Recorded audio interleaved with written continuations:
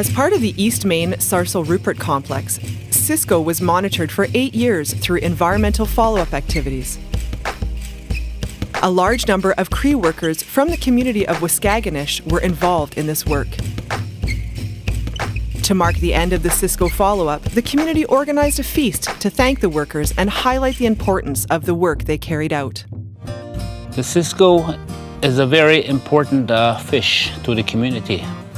The community survived on the fish, and they have been doing that since a very, very long time.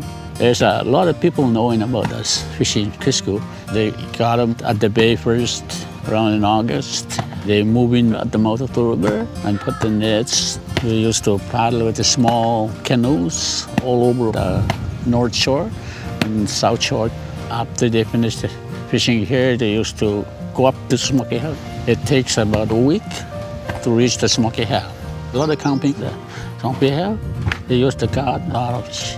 They dry them and cook them. They used to hold on the winter.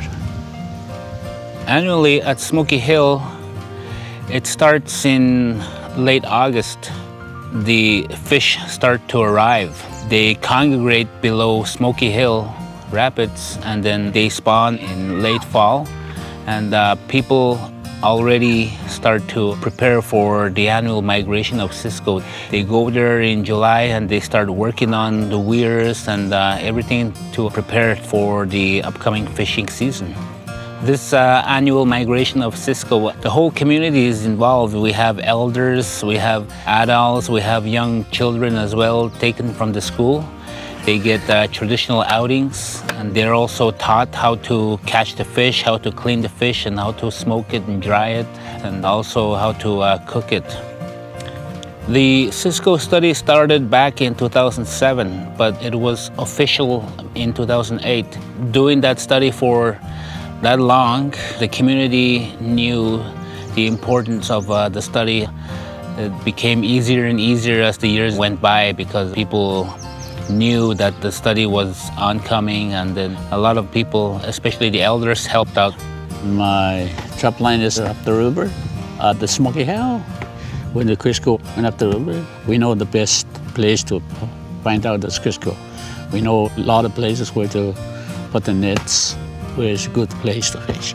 So we tell them all about this. During the past 8 years, there were different types of monitoring of cisco. One of them is counting the spawners below Smoky Hill. They used a hydroacoustic study system. They also counted the eggs. We need those studies, see what happened. We were afraid that cisco might not going up the Smoky Hill, and that's why we told him to find out. My role during the activities of the cisco were to coordinate the logistics, like finding manpower and also finding equipment for the consultants, and also informing the local people about the study. The people gained more work experience, and also in scientific way. The Crees had knowledge of the fish which the consultants didn't have, and also the consultants had knowledge which the Crees didn't have. This has been the biggest study in our community. We've been taught in how the fish behaves, when it migrates, when it spawns, and when the eggs hatch. People have gained much more knowledge of the fish because of the study. People who work there for a study, they finished the work and they had to celebrate for them. Today, it marks the end of the larval drift study. We've invited all the past workers since they started in 2007. We've invited everybody to have a feast. So by showing that we say thank you to the Cree workers that have been working very hard.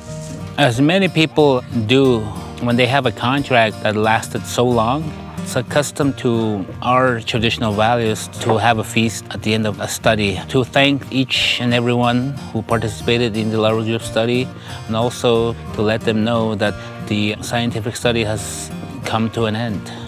The study has left valuable impression. It shows that it's really important to do study. We have lots of rich culture here, and we could also do some additional studies besides fish.